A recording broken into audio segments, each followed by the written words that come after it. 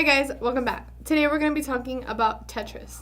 Alexei Pajitnov first programmed Tetris while working for the Soviet Academy of Sciences at their computer center in Moscow on June 6, 1984. Pajitnov, an enthusiast of puzzle games, shaped his favorite game, Pentominoes, into his programming. After long hours of working on the game, Pajitnov's game of Pentominoes transformed into Tetrominos. Also different from Pentominoes, they now fell into a well where a player would have to arrange them in a specific way. In the first version he created using Pascal on the Electronica 60 consisted of brackets and of black and white graphics with pieces made up of brackets. Pajitnov's friend Vadim Gerasimov would later port this to IBM PC. The game quickly made its way through the computer center. By the summer of 1985, Alexei distributed the first color version of Tetris to his friends outside the computer center. It further reached the outskirts of the Soviet Union and eventually throughout Europe. Because of the idea of intellectual property rights did not exist in Soviet Russia, as anything Pajitnov had made belonged to the state, he did not receive anything for his work. Robert Stein of Andria liked the game, and they referred him to the Soviet Academy of Sciences Computer Center.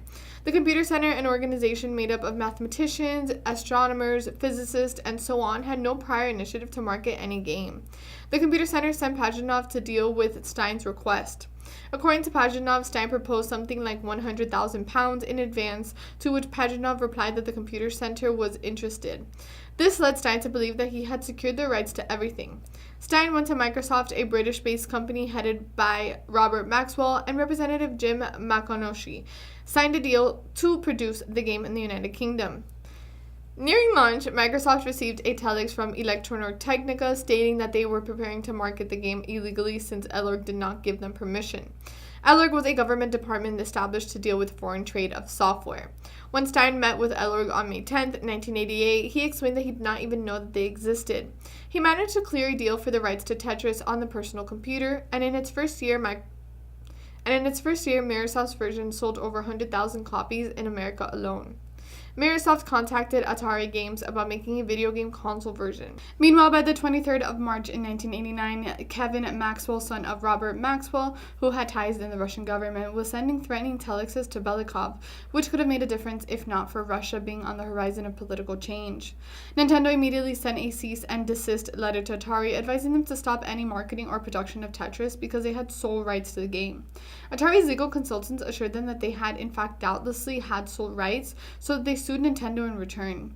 Nintendo provided Belikov as their key witness. The court date was set for November 13, 1989. Before this, the State Committee for Computer Technology told Belikov that if he lost the lawsuit, a special commission would be created that would look into how much money he had lost the Soviet state. He joined Rogers in San Francisco, where they waited to testify. The judge spared them the witness stand and granted all video game rights to Nintendo.